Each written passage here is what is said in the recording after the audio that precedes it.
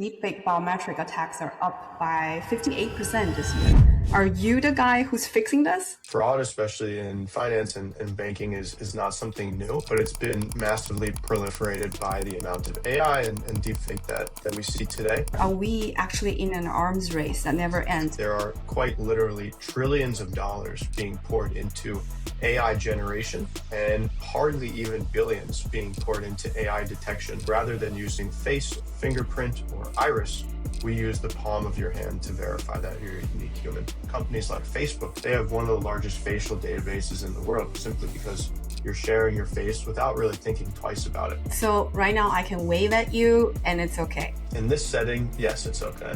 Hi, Zach.